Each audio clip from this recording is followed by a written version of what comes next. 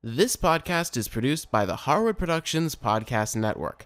To learn more about the network and to find more of our shows, visit us online at www.harwoodpodcast.com.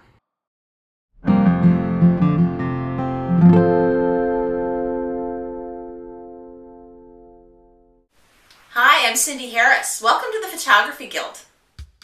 Before we get started on our topic this month, I just wanted to take a moment and thank all of you that sent in your amazing zoo and wildlife photos into our Flickr group. If you haven't had a chance to view them, take the time. They were just wonderful.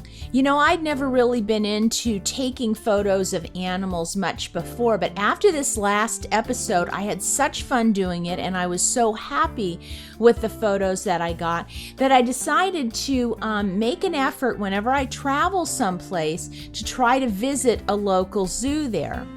You know, each zoo kind of has their own personality and their own types of animals that they have there. And after I got a chance to see all the wonderful ones that you all put up on Flickr, I thought to myself, yeah, I'd love to be able to get, photos of polar bears and penguins and all kinds of animals that weren't at the zoo that I visited. So thanks so much, you guys, for taking the time to put those photos up. And I'm going to try to collect my own as I go and perhaps put a photo book together of just animal shots. I think that would be so fun to have. Well, this month's topic is all about landscape photography, so let's jump right on in. You know, the great American photographer Ansel Adams once said, "You don't take a photograph, you make it." And that is so true with landscape photography. When we are photographing a landscape, we are specifically looking at a portion of scenery from a single viewpoint, and the scenery is the main subject. Now you'll notice in this photograph here, this is a photo I took at Walden Pond back in Massachusetts, and I love this place. You can't take a bad picture there, I don't think. But one of the things that is true when we're doing strictly landscape photography, you'll notice there are no people in this shot. And that's because we want the landscape to be the main subject. Now, there are times when you might want to have a little outbuilding or an animal or a person in the shot, but they usually are very small, and the point of them being there is just to show some sort of scale. Now, let's say while I was here at Walden Pond, a deer came by, and I wouldn't have the deer and the landscape be equal values in the photo. I would be photographing the deer with a little bit of landscape behind. That's what makes the difference between taking a wildlife shot and taking a landscape shot. If you're traveling with family and friends and you want to get a photo of your friend at Walden Pond, absolutely put them in the scene. But if you want to go to also have a strictly landscape photo for yourself, ask them to move aside and just photograph the scenery. Now it's time to learn what it takes to make a great landscape photograph. Some of the things we want to consider are maximizing our depth of field. Now, what that means is, if you remember when we were learning about f-stops and aperture, we want, in this case, everything to be in focus. So what we're going for is a small aperture on your camera. That would mean a larger number, like an f-stop of 11 or higher. Now, because we're going with a small aperture, what that means is that we are limiting the amount of light hitting our sensor. So because we're doing that, we may have to sort of play around with our ISO a little bit. Normally when we're shooting outside in broad daylight, we're shooting at like 100. But if you're starting to have a small aperture and you're limiting the light in the sensor, you may need to bump up your ISO a little bit. You know, one of the things that I find is that when I go into a new setting with my camera, there's a little bit of a learning curve. I need to take a few minutes to figure out what settings my camera needs to be on so that I can get some great shots. Now, it's important that you not rush this part because you're spending time of your, out of your day to go and have this experience. You want to get as many great photos as you can. So take those few extra minutes. Start by setting your camera up. Put the ISO at maybe 1 or 200, get your aperture maybe starting at 11, take a couple of shots, then stop and take a moment and have a look and see what those photographs look like in your monitor, and then start making some adjustments. We've got to get out of that mindset that every photograph we take is perfection. It takes time to make a photograph. So when you get outside and you get into your setting, take the time to do it. You'll be really happy you did. Now, another thing to keep in mind is we need to be looking for focal points in these types of photographs. When you're taking these large, expansive photographs, you don't want your viewer's eye to just kind of wander all over the page. You want to give them something that their eyes can rest on, and that's what the focal point will do. Now, there are many different types of focal points that we could use in landscape photography. It could either be something like a tree, a boulder, some sort of rock formation, a brightly colored bush, anything like that. That's what I've done in this photograph.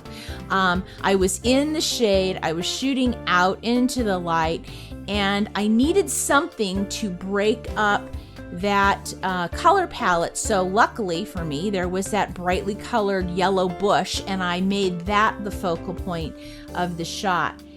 When we're going for these giant, expansive photographs, they can look kind of boring if you don't have a focal point. So when you're looking through your viewfinder, kind of move your camera around and see if you can find something that your eye is immediately drawn to. Because if your eye is drawn to it, then when you take the photograph, the people that view it will also probably find it to be a focal point. Now, there are 3 elements that make up a good landscape: the foreground, the midground, and the background. Now, when you're composing your shot, you want to try to have something in each of these positions. So let's look at this photograph here. In my foreground, I have sort of that grassy meadow, which was fine, but what made it interesting was I had some shadow going on. So that was kind of my foreground. My middle ground was kind of that distant meadow with that little bit of water going on. And then, of course, my background was the Sierras and the sky. So deliberately try to compose something in each of these different grounds: the foreground, the midground, and the background. Now, when you do that, you're going to find that you create this sense of depth. If I had just gone for the Sierra mountains back there, you wouldn't get this sense of how big they are. So that's one of the reasons it's nice to really keep your different grounds in mind. This is also a really good example of why it's so important to use a small aperture. If I had gone with a large aperture, those mountains would just be a blur, and that would not work in this shot. So again, that's why the depth of field is really important. So another thing to consider is the sky. Now, sometimes you can't help it, you just have this boring blue sky, which is what happened on the day I was photographing that shot on the left. I wanted something to break up that blue sky, so I happened to be underneath this tree, and I just positioned myself where I had that be in the shot in the sky to kind of break it up. Now, in the shot on the right, I let the clouds be part of the composition. Now, if you find that you do have a really cool sky going on, make sure that you really get as much drama out of it as you can. Let those cloud formations really be part of the photograph. And sometimes, if clouds are moving quickly, especially up in the mountains, you can kind of just hang for a moment or so and get some really interesting shots. So you're getting not only the great landscape, but then you're getting the kind of dramatic skies that many times accompany these types of places. Now let's talk about using lines in our photographs. Using lines is really interesting because not only is it a point of interest, it can delineate sort of a depth, but it also leads your viewer into your image, which is kind of a cool thing. So there's a couple of ways you can use lines. One is you can use actual trees. If they have a very bare trunk, you can use those as lines, like I've done in this shot. Or like I've also done in this shot, you can use a path or a road to kind of lead you through and become a line in your photograph. Lines are interesting. They can create patterns, they can create that depth, or they can just kind of be a path into your photograph. So see if you can find lines when you're doing your landscape shots. Now, sometimes when you're out doing your landscape photography, nothing is moving. But if you happen to be in a place where there is something moving, see if you can capture it somehow. There could be wind in the trees that day. There could be some sort of little creek or, river moving. There could be a waterfall. There could be birds flying by. There could be clouds that are going by. Whatever it is, see if you can capture that movement. Now, if it is indeed moving, you're going to have to decide if you're going to need to switch out of the aperture mode and into the time value mode so that you can control your shutter speed. Because remember, you always have that choice. Do you want the motion to be blurred or do you want it to be frozen? Now, if you forget how to handle that, go back to our episode on shutter speed and just refresh that in your memory. But it is kind of cool when you're out in nature if you can kind of get something, there's some action, because nature, if nothing else, is full of action. Now, another thing is to work with the weather. The weather is not always what we call perfect, and sometimes it's that non-perfect weather that can really give us some very interesting photographs. It's kind of fun to keep in the back of your mind, look where there may be some storms or some wind or some mist or dramatic clouds or, sun shining through clouds to make rainbows and things like that. Now, this shot I took was up at Io Needle in Hawaii, and it was raining over there, but it wasn't raining where I was, but I could kind of get just a sense of that kind of gloominess and that water that's just kind of looming around. And to be honest with you, that tells us exactly why everything is so darn green there as well. So don't always think you need to have the perfectly sunny day to do your photographs. Sometimes they can be even more interesting if you go out and find something where the weather's, churning something up. Landscape photography, many times people just hold their camera in a horizontal way and they shoot, but it can be so much more interesting than that. Tilt your camera, go vertical. In this shot, the aspens were turning, so what am I going to do? I'm going to tilt my camera and go for an up angle. I wanted to show that. So another thing you can do too is a lot of cameras have this panoramic function. Now, if yours doesn't, you can always in post crop your photo to make it more of a panorama, just sort of a long rectangular shot, but really much more interesting than just having everything be your traditional horizontal photograph. So here are some things to keep in mind as well. With your camera, you will probably want to take a couple of lenses with you. Obviously a wide angle lens, that's a given. You are taking, hugely expansive photos. You definitely want to have a wide angle. But you may also want to put a telephoto zoom in too. You can really get some interesting shots using that.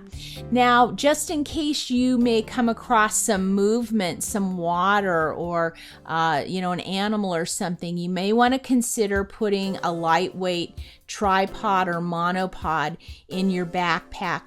And another thing that I've been using a lot that I love is my little wireless remote. It's not any bigger than a half a stick of gum, but what it allows me to do is set my camera up on its tripod, and I'm not touching the camera when I actually click the shutter down. So that's kind of an interesting thing to have at your fingertips. They don't take up a lot of space in your camera bag. The other thing we need to think about is our settings. Now, again, we have to fiddle. Normally we want to be at a low ISO, but because we're shooting in AV mode with a small aperture, we're going to have to monkey around with that ISO. You do want to keep it as low as you can, because remember, the ISO is what delineates the grain in our photo. And if we have the ISO too high for the environment we're in, then our photo is going to look grainy and kind of pixely, and that's not what we want. So again, take the time to play with your settings when you get into a new environment. And then the last part to this kind of photography is in post. Crop your photos, and if you can, look for an opportunity to make a panoramic shot either with your camera or in post. They can just be spectacular. So your assignment this month is to get outside and capture some of the wondrous things out in the landscape where you are. And also remember, you're using a digital camera, most of you. You can take hundreds of photos and you won't even fill up your little SD card.